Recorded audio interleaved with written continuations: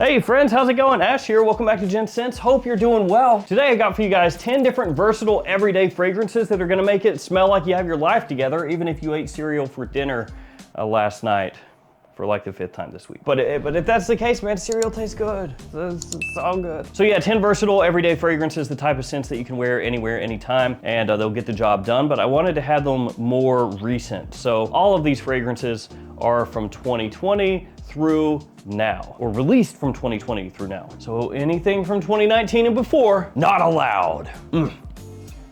X, gonna give it to you. X gon' give it to you.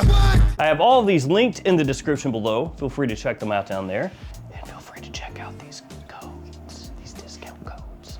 Here they are. And there they go. Now we're going in no particular order here, but we are starting things off with Dior Homme Sport 2021 because they've changed it like 15 times. At some point you think they would maybe just like do a whole new line or something, but nah, just keep reusing the same name and stick a new year on the end. Great idea. Citrus, elemi, pink, pepper, and woods are some of the notes in here. It does smell a bit like Dior Homme 2020, only made fresher and more wearable for more situations. Now I love Dior Homme 2020 at this point, and Dior Homme Sport as well, but for a lot of people out there, Dior Homme 2020 is a little bit too woodsy. So with this one ramping up the freshness, but maintaining a bit of that modern woodiness, gives it a nice kind of balance between being very classy, but then easygoing. So Dior Homme Sport, this stuff, great versatile fragrance, and it comes from a prestigious brand, if that matters. It doesn't really, the fragrance is what matters, but still. After that, Giorgio Armani's Acqua de Jour Eau de Parfum. Now, truth be told, I was gonna put Profundo Lights in here, Acqua de Jour Profundo Lights, but in case you're unaware, Profundo Lights, yeah, it's pretty hard to find that nowadays. So yeah, it kind of is what it is. It is what it is. I swear to you guys, discontinuations hit so quick anymore that it's hard to keep up. Stuff will just be here, gone. Ha! Thankfully, Acqua de Jour Eau de Parfum is still here, it's still around, and you figure it will be for a long time since they're doing the whole Eau de Toilette, Eau de Parfum thing. Leave your best guesses. What will the next flanker of Acqua de Jour be? Acqua de Jour be? Will it be an elixir or something different? Marine notes, lavender, vetiver, patchouli, and green mandarin are some of the notes in this fragrance here. And yes, it is, of course, just an evolution of Acqua de Jour. But I do think it's much more palatable to people as far as how modern it comes across. It's not as floral as the original Acqua de Jour, which I don't mind, but I know a lot of younger people nowadays would gravitate more toward this one with it having more of a green edge to it. And when it comes to Acqua de Jour, honestly, you can pretty much use that stuff whenever you want. Again, if you're wanting one more for year-round use, I would go Eau de Parfum or Parfum probably, and then Profundo after that, and then the Eau de Toilette. And that's not even starting to talk about other ones like Absolute, but Acqua de Jour, for the most part, you can wear whenever you want, and that does include winter time. A lot of people will write these off and not use them during the winter, but you absolutely should because they still smell great. Up next is Eros Eau de Parfum. It's kind of like Acqua de Jour Eau de Parfum, you know, it's in the middle. Not quite as fresh as this one over here, not quite as heavy as this one over here, right in the middle. Gives you the best of both worlds. Chillin' out, take it slow, then you rock out the show.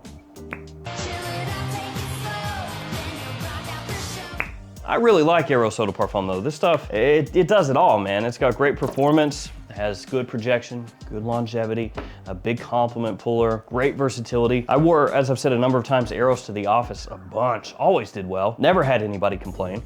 Of course, I didn't do like 15 sprays. I don't think you should do that to the office, but this is truly one of those fragrances that's like from the boardroom to the bar, or would it be boardroom to the club, whatever. Like it works during the day and then transitions great into the evening as well. So Eros Eau de Parfum year round, absolutely. Follow that one up with Intense Cedrat Boise from Mancera. I don't know if you've heard, but Mancera coming out with a new line of fragrances called Dude Sarah.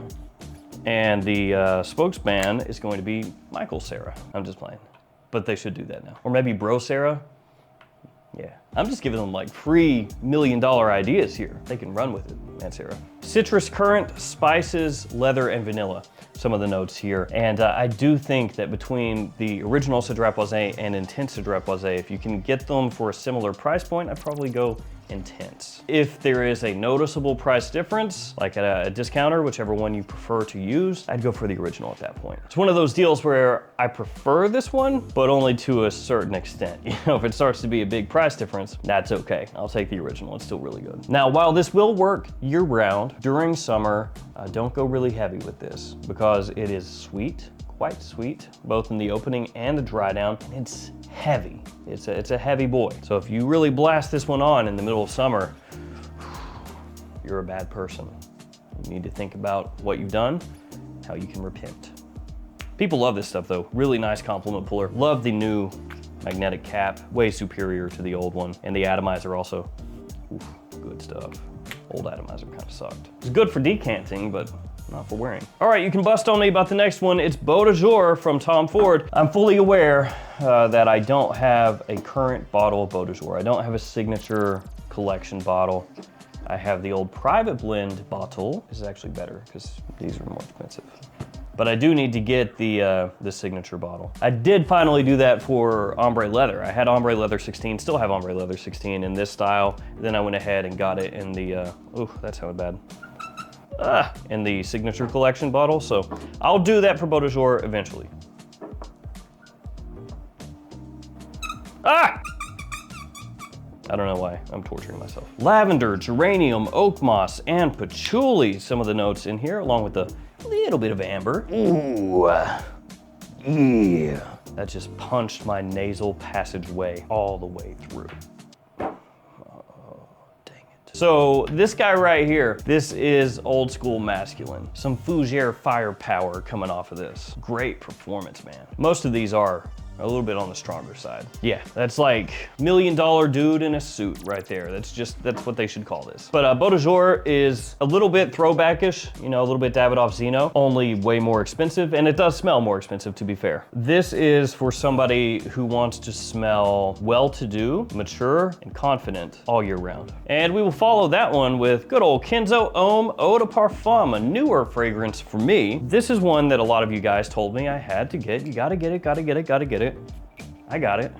I like it. Marine notes, leather, patchouli, nothing there really screams sweet, but that is kind of the nature of the beast nowadays with these 3-note note breakdowns, where you look at the note breakdown and you think they're not giving me much, but I have an idea of how it's gonna smell. Oh no, I guess I don't.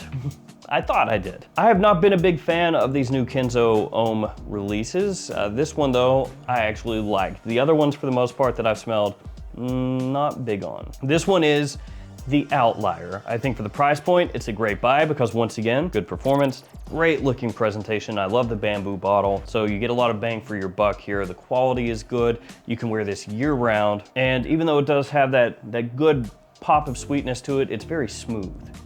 Very smooth from the opening into the dry down. Doesn't have any like off-putting, you know, weird, funky C notes to it, the way that the marine notes come across, so that's a positive. And then that bit of woodiness that comes out as it dries down, it's really well done also. So Kenzo Homme Eau de Parfum, if you check out any Kenzo Homme, make it this one. Ah, yes, I love it mine. Gentleman Eau de Toilette Intense. Just really the whole line, pretty much, so yeah.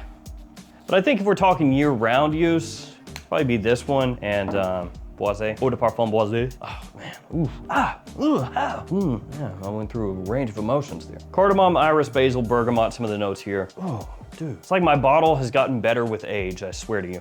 It's absurdly good. Have some tonka in there too as it dries down, giving me like head rush. The way that the iris comes across here, a blue iris, is just top notch. So it's gonna give you just the right amount of that kind of creamy, sweet iris, not as deep or heavy or dense or powdery as in Gentleman Eau de Parfum or Valentino Uomo Intense or Dior Homme Intense or anything like that. Has a nice, almost water-spritzed freshness to it. The cardamom is sweet, it's inviting, it's just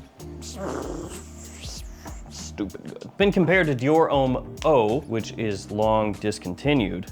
And you could think of it like a successor to that fragrance as part of a different line. Dior Homme Eau took the Dior Homme DNA, of course, and made it fresher, turned it basically into like a springtime fragrance instead of a fall and wintertime fragrance. This is along those lines, so a bit like that. We follow that up with Invictus Platinum, which in the long line of Invictus bottles that are ugly, I think this is probably the ugliest one. Yeah, I really hate it, the way it looks.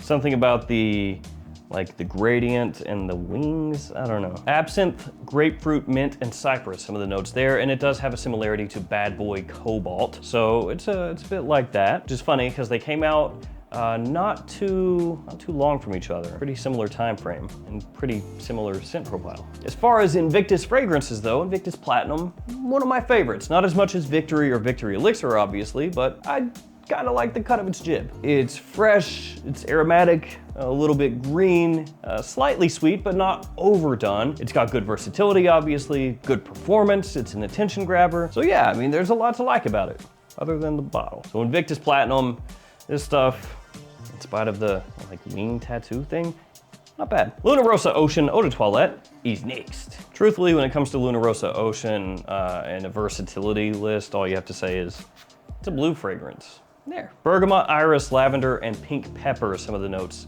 in the scent. One thing that is either a positive or a con, depending on how you look at it, is Luna Rossa Ocean is not as in your face as some of its competitors. So we're talking like Eau de Parfum or Dior Sauvage, for example, or even Dylan Blue. Those fragrances are a little bit more outgoing. Luna Rossa Ocean is a Prada blue fragrance. So what do I mean by that? It's a little more mild-mannered or more well-mannered, you could say. It's a bit cleaner. It has a little soapy kind of undertone to it. So it still is just as usable as those other fragrances. It comes with pretty much all the positives of a blue fragrance. I mean, nobody in real life is going to come up to you and smell Luna Rossa Ocean or any blue fragrance and you're like, oh, you smell generic. You smell like a generic shower gel fragrance. Nobody does that in real life, so you don't have to worry about that. Maybe online somebody might, but in the real world that won't happen. But yeah, it's gonna be a little more classy, a little more elegant, cleaner, soapier. It still has that compliment factor, just not as overwhelmingly so. But for some people, that's gonna be a better fit because it's gonna be something that you can more easily fit into more situations. So Luna Rossa Ocean. The last fragrance is also blue, but not the same type of blue. It is Tarothy blue. Bottle looks like a burly dude or maybe somebody wearing shoulder pads like in the 80s. Not football shoulder pads, but like the 80s suits with the big shoulders. Yeah, kind of got that going on. Citrus, amber, woods, and spices. Some of the notes here. That's a good bang for your buck, this one. Yeah, woo! For the price point, man, they're doing some witchcraft here. Witchcraft. I'll tell you what, the opening there is just boom. Like it is attention grabbing to the max, to the point that you spray it on yourself and you're just like, who is that smells so good? It's me. Is that weird? Yes. Have I done that before? No, no, that'd be weird. It's a clone of Bulgari Tiger, and again, guys, for the price point, this stuff is crazy good. There's a reason that the hype for this just keeps kind of chugging along. So yeah, you can wear that year round because people are gonna love it, including yourself.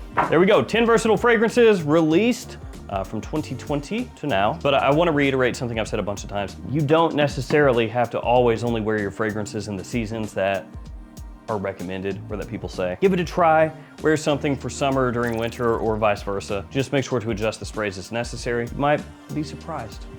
Stay safe out there, guys. See you tomorrow with another fragrance video. See you later.